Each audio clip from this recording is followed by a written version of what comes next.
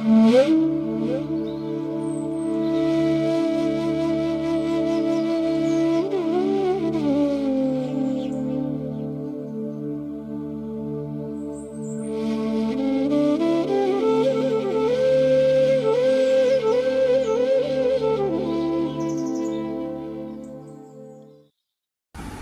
জননীং শারদাং দেবীং রামকৃষ্ণং জগদ্গুরুং পাদপদ্মে তয়ো শ্রিত্বা প্রণমামি মুহুর্মুহু। নমস্কার। শ্রী শ্রী ঠাকুর, শ্রী শ্রী মা এবং স্বামীজি মহারাজের চরণে ভুলুণ্ঠিত প্রণাম জানাই। আজকে একটি বিশেষ দিন, 1 জুলাই, এবং 1 জুলাই হচ্ছে ডক্টরস ডে। ডাক্তার বিধানচন্দ্র রায়ের আজকে আবির্ভাব তিথি এবং মৃত্যু দিবস। সুতরাং আজকে আমরা এই পুণ্যদিন এই কারণে, ডাক্তার বিধানচন্দ্র রায় যেমন ডাক্তারের দিক থেকে পারদর্শী ছিলেন, অভ্যর্থ যাকে বলে, সঞ্জীবনী শক্তি তার ছিল, ঠিক তেমনি তার ছিল আধ্যাত্মিকতার দিক থেকেও এক প্রগাঢ় গভীরতা। 1882 খ্রিস্টাব্দের 1 জুলাই পাটনা বাঁকিপুরে জন্মগ্রহণ করেন এই বিধানচন্দ্র রায়। তার বয়স যখন 14 বছর, তখন 1896 খ্রিস্টাব্দে মা অঘোর কামিনী দেবীর মৃত্যু হয়। আর তার বয়স যখন 29 বছর, তখন পিতা প্রকাশচন্দ্র পরলোক গমন করেন। এবং এই পিতামাতার ছিল অসামান্য চরিত্র, এবং সেটি এই বিধানচন্দ্রের চরিত্র এবং জীবনকে প্রভাবিত করেছিল। বিধানচন্দ্র চিরকুমার ছিলেন, এবং তার চরিত্রের এই দিকটা তার পিতামাতার চরিত্র থেকে স্বাভাবিকভাবেই তিনি যেন পেয়েছিলেন। তিনি গুরু দায়িত্বপূর্ণ উচ্চ রাজকার্য সম্পন্ন করতে হতো তাকে পরবর্তীকালে, এবং তার বাবাকেও। সেই জন্য তার উপর অনেকটা চাপও থাকতো পারিবারিক দিক থেকে। তার বড় দাদা ছিলেন সুবোধচন্দ্র, মেজ দাদা ছিলেন সাধনচন্দ্র, এবং এরা পাটনাতেই পড়াশোনা সব করেছিলেন। এবং পরবর্তীকালে আমরা দেখতে পাই যে ধর্মপ্রাণ, লোকহৃত ব্রত এবং দানশীল পিতামাতা সন্তানদের জন্য কোনো সঞ্চিত ধন রেখে যাননি, টাকা রেখে যাননি, কিন্তু রেখে গিয়েছিলেন হৃদয়ের কিছু মহৎ গুণ। এবং এই অঘোর পরিবারে ছোটবেলা থেকেই গৃহ দেবালয়ে বসে সকলকে উপাসনা করতে হতো। বাড়ির জন্য একটা উপাসনা কক্ষ নির্দিষ্ট ছিল। বিধানচন্দ্রের বরদাদা সুবোধচন্দ্রের কাছ থেকে শোনা যেত যে তার মা এবং বাবা সকালবেলাতেই শয্যার উপর বসে গার্হস্থ্য বিষয় নিয়ে কথাবার্তা বলতেন, এবং তারপরে দিনের কাজকর্ম স্থির করতেন, এবং ঘণ্টা বাজানো হতো সকলকে জাগানোর জন্য। এবং সকলে, ছেলে মেয়েরা সবাই সমস্বরে একটি নির্দিষ্ট সংস্কৃত শ্লোক আবৃত্তি করতেন। সেটি যেন অঘোর পরিবারের দৈনন্দিন কার্য ছিল। এটি ব্রহ্মসঙ্গীত তারপর হতো। সেই যে শ্লোকটি, সেটিতে বলা হতো যে আগামী দিবসের কার্য অদ্যই সম্পন্ন করা উচিত, এবং অপরাহ্নের কার্য পূর্বাহ্নেই সম্পন্ন করা কর্তব্য। মানুষের কোন কার্যটি সম্পন্ন করা হইয়াছে এবং কোন কার্যটি সম্পন্ন করা হয় নাই, তাহা বিচার করিয়া মৃত্যু অপেক্ষা করে না। অর্থাৎ যে কোনো মুহূর্তেই মানুষের মৃত্যু ঘটিতে পারে। কাহার যে অদ্য মৃত্যু ঘটিবে তাহা কে জানে।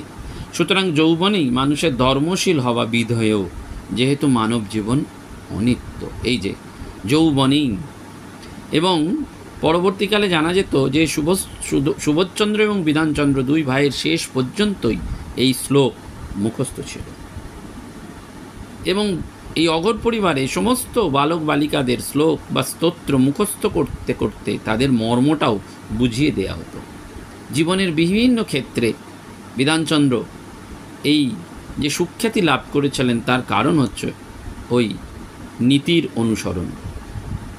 কোনো একটা ক্ষেত্রে তার দাদা সুবোধচন্দ্র, বরদাদা, তিনি বলেছিলেন, সেক্রেটারিয়েটে গিয়ে খোঁজ নিন, দেখবেন বিধানের কোনো কাজ মুলতুপি রাখা হয়নি। ফাইলের পর ফাইল এসে জমেছে, কিন্তু একটিও পড়ে থাকবে না কালকের জন্য। যে সময়ের ভেতর ওগুলো ডিসপোজ অফ করা দরকার, তার আগেই কাজ শেষ করে রেখেছে। কালকের জন্য একটা ফাইলও সময় নেই, অজুহাতে কখনো পড়ে থাকবে না। কলকাতার মতন একটা বড় শহরে যখন বিধানচন্দ্র রায় ডাক্তারিতে খুব বেশি পসার জমিয়েছিলেন, তখনও তার একটি নীতি ছিল যে কাজটি সঙ্গে সঙ্গে করে ফেলা। এবং রোগীর পর রোগী দেখে কখনো বিধানচন্দ্র রায়কে কেউ ক্লান্ত হতে দেখেনি। আজকে বড় ক্লান্ত, সময় নেই, এই কথা বলে কোনো দিন রোগীকে কাল আসতে বলা হতো না। 3 জন ডাক্তার অ্যাসিস্ট্যান্ট সবসময় বিধানচন্দ্র রায়ের সঙ্গে কাজ করতেন, তারাও এটি দেখেছিলেন। এবং বিধানচন্দ্র রায়ের জীবনের একটা দর্শন ছিল। যখন তিনি মেডিকেল কলেজে বিদ্যার্থী হন তখন বলেছিলেন, আমার জীবনে কোনো উচ্চাকাঙ্ক্ষা ছিল না, আমার একমাত্র আদর্শ ছিল যাহাই হাতের কাছে পাইবে তাহাই সর্বশক্তি দিয়া করিবে। এটি তিনি সারা জীবন করেছেন এবং সেই জন্য পরবর্তীকালে তার অ্যাটেনশানও অদ্ভুত ছিল। ছাত্রাবস্থায় ল্যাবরেটরিতে তিনি খুব ব্যস্ত। এমন সময় ঘরে এসেছিলেন অধ্যক্ষ ডক্টর রোমফোর্ড। মনোযোগী বিধানচন্দ্রের কোনো খেয়াল নেই। অন্যান্য ছাত্ররা অধ্যক্ষকে সম্মান দেখানোর জন্য ব্যস্ত, কিন্তু অধ্যক্ষ খুব খুশি মনে বিধানচন্দ্রের কাছে গিয়ে আশীর্বাদ করলেন যে ভবিষ্যতে তুমি দাগ রাখবে। বড় হয়ে বিধানচন্দ্রের কেবল ছিল কাজ আর কাজ। মুখ্যমন্ত্রীর দপ্তরে অনেকটা রাত হচ্ছে দেখে একজন জিজ্ঞাসা করেছিলেন বা বলেছিলেন যে আপনার স্ত্রী বাড়িতে থাকলে কি এত দেরি করে ফিরতে পারতেন?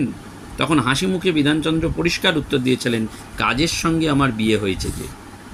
একদিন ছাত্র বিধানচন্দ্র সব ব্যবচ্ছেদের টেবিলের পাশের দেওয়ালে দেখলেন লেখা রয়েছে, যখনই যে কাজ আসবে তা সবটুকু শক্তি দিয়ে করো। হোয়াট এভার দাই hands find to do, do it with দাই মাইন্ড। এরপর থেকে কখনো সেটার অন্যথা করেননি। ছোট কাজ হোক, বড় কাজ হোক, সবই যেন গুরুত্বপূর্ণ এবং ক্ষুদ্র হলেও সেই কাজে ভেতরে তিনি অন্তর থেকে পূর্ণতা দিয়ে সেটি করতেন। এবং সেই জন্য পরবর্তীকালে আমরা দেখতে পাই যে বিধানচন্দ্র রায়ের আত্মবিশ্বাস জুগিয়েছিল। ডাক্তার বিধানচন্দ্র রায় তার ৭৪তম জন্মদিনে ১৯৫৫ খ্রিস্টাব্দের ১ জুলাই অমৃতবাজার পত্রিকায় পাওয়া যায় যে সেই জন্মদিনের সকালে বা প্রাক্কালে পত্রিকার রিপোর্টারকে বলেছিলেন যে বিলেত যাত্রাকালে জাহাজের ভাড়া দিয়ে তার ব্যাংকের হিসেব ছিল মাত্র ১২০০ টাকা। সেই সামান্য টাকা নিয়ে তিনি পাড়ি দিয়েছিলেন অকুল সাগরে। এই সামান্য অর্থেই যে তাকে বিলেতে অন্তত 2 বছর কাটাতে হবে, যেটা ছিল অসম্ভব ব্যাপার। তবু বিধানচন্দ্র হতোদ্যম হননি। তার সংকল্প এবং আত্মবিশ্বাস ছিল সুগভীর এবং সুদৃঢ়। বিলেতের বিদ্যার্থী জীবনেও তাকে দিনাতিপাত করতে হয়েছিল অর্থকষ্টের মধ্যে দিয়ে। কোনো অবস্থাতেই তিনি নিরাশ হননি। তার দীর্ঘ কর্মবহুল জীবনের সফলতার মূল ছিল বলিষ্ঠ আশাবাদ, শ্রমশীলতা এবং অবিলম্বে কর্মপন্থা স্থির করে নেওয়ার ক্ষমতা। সত্যের জয় সর্বত্র, তার জীবনটি সেইটি ছিল। কলকাতা মেডিকেল কলেজের পথে একদিন দারুণ একটি দুর্ঘটনা ঘটেছিল। অধ্যাপক ডাক্তার পেক ছিলেন ঘোড়ার গাড়িতে, খুব স্পিড, রাস্তা পেরোতেও কোনো সংকেত ছিল না। ট্রামের সঙ্গে জোর ধাক্কা, কেউ হতাহত হয়নি, কিন্তু ঘোড়ার গাড়ির ক্ষতি হলো। পেক দেখলেন ছাত্র বিধানচন্দ্র ঘটনার সামনে রয়েছে। তিনি কোর্টে মামলা দায়ের করলেন এবং বিধানচন্দ্রকে সাক্ষ্য দিতে বললেন। বিধানচন্দ্র বললেন, আমি রাজি, কিন্তু গাড়ির চালকেরই দোষ। পেকের ইচ্ছা ছিল যে ছাত্র মিথ্যে কথা বলুক, কিন্তু বিধানচন্দ্র রাজি হননি। এতে অধ্যাপক পেক ছাত্রের প্রতি বিরক্ত হলেন। পরে নিজের ভুল বুঝতে পেরে বলেছিলেন, আমি খুশি যে তুমি সত্যকে ভালোবাসো, তোমার প্রশংসনীয় চারিত্রিক দৃঢ়তা। এই যে আধ্যাত্মিক জীবনে ঠাকুর বলছেন না যে কলিযুগে সত্যই তপস্যা, আর তো অন্য কিছুর দরকার নেই, এই সত্যটি হচ্ছে আসল। এবং তার অপূর্ব জীবনটিতে প্রভাব বিস্তার করেছিলেন অধ্যক্ষ কর্নেল লিউকিস। তিনি অপূর্ব তার স্নেহ, উপদেশ, সাহায্য, সহযোগিতা দিয়ে বিধানচন্দ্র রায়ের অগ্রগতির পথে এগিয়ে দিয়েছিলেন একেবারে।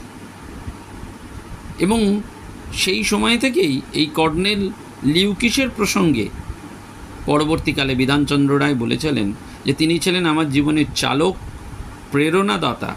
আমার মধ্যে দিয়ে তিনি মনুষ্যত্বের বিকাশ করিয়াছেন। আমার আত্মসম্মান জ্ঞান লাভ হইয়াছে তাহাকে দিয়া।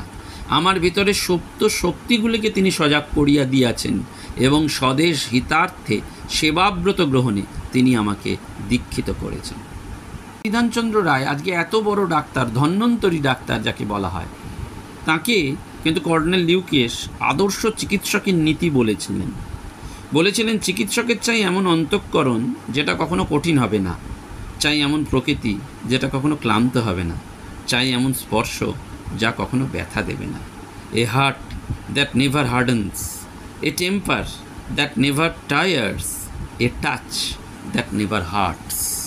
সারা জীবন এই নীতিকে, এই নীতিবাণীকে আদর্শ করেছিলেন শিষ্য বিধানচন্দ্র রায়, এবং নিজে সেটিকে নিজের জীবনে পরিবর্তন করে, নিজের জীবনে আরোপিত করে নিজেকে পরিবর্তন যেন করেছিলেন। এবং সেই জন্য অধিকাংশ ক্ষেত্রেই তার ডায়াগনোসিস নির্ভুল হতো। রোগীর শয্যার পাশে গিয়ে তিনি রোগীর বেড টিকিট দেখতেন এবং প্রয়োজন মতো পরীক্ষা করে আলোচনা করতেন। কর্নেস লিউকিস পিতার মতন যত্ন করতেন এই বিধানচন্দ্রের শিক্ষার ব্যাপারে। তিনি এই বিধানচন্দ্রকে নিজে হাতে সস্নেহে গড়ে তুলেছিলেন এবং পরবর্তীকালে তিনি রাজনীতিতে প্রবেশ করেছিলেন এবং কর্মবীর হয়েছিলেন। আমরা জানি যে আমাদের পশ্চিমবঙ্গের মুখ্যমন্ত্রী পর্যন্ত তিনি হয়েছিলেন এবং কলকাতা বিশ্ববিদ্যালয়ের উপাচার্য, ভাইস চ্যান্সেলর রূপে কাজ করে অসামান্য কৃতিত্ব এবং দক্ষতার পরিচয় দিয়েছিলেন। দেশের সেবা, দশের সেবা, এইটি যেন তার পরবর্তীকালে অন্তরকে মথিত করত। সেজন্য ৭৫তম জন্মদিনে তিনি বলেছিলেন, দেশের ও দশের কাজে জয় পরাজয়ের কোনো মূল্য নেই, চেষ্টা করাই মানুষের জীবনে প্রধান ব্রত হওয়া বাঞ্ছনীয়। চেষ্টা করিয়া যদি সফল না হই কোনো ক্ষতি নাই, চেষ্টা তো রহিয়াই গেল, সেই চেষ্টাই মানুষের কর্মশক্তি বৃদ্ধি করিবে। চেষ্টার ভেতর দিয়ে যে শক্তি সৃষ্টি হইয়া উঠে, উহা কোনো না কোনো কাজের মধ্যে দিয়া সুপরিস্ফুট হইয়া উঠিবেই। রাজনীতি আমি বুঝি না, এইটুকু জানি আমার সম্মুখে যে কাজ আছে তাহা সমাধা করিতে হইবে। দেশকে আমি সেবা করিতে চাই, দেশকে উচ্চে তুলিতে চাই, জয় পরাজয় কিছুই নয়। এইটি ছিল তৎকালীন যুগের রাজনীতিকদের প্রধান বৈশিষ্ট্য। তারা দেশের জন্য ভালোবেসেছেন, দেশের জন্য কাজ করেছেন এবং দেশকে এগিয়ে নিয়ে যাওয়ার জন্য তারা চেষ্টা করেছেন। এবং সেই জন্য ডাক্তার বিধানচন্দ্র রায়ের সাথে দীর্ঘ ঘনিষ্ঠ ছিলেন অধ্যাপক, এই স্বনামধন্য সাংবাদিক বিভূভূষণ সেনগুপ্ত। তিনি বলেছিলেন, ডাক্তার বিধানচন্দ্র রায় আধুনিক ভারতের প্রজ্জ্বল ব্যক্তিত্বের অন্যতম প্রতীক। পশ্চিমবাংলার এক দুর্দিনে তিনি মুখ্যমন্ত্রিত্ব গ্রহণ করেছিলেন। উদার বুদ্ধি, আশ্চর্য সংগঠন সাধনা এবং অনন্য সাধারণ প্রতিভা বলে দেশকে তিনি উত্তীর্ণ করে নিয়ে গেছেন দুর্যোগ থেকে সাফল্যে, দুর্গতি থেকে সমৃদ্ধির সোপানে।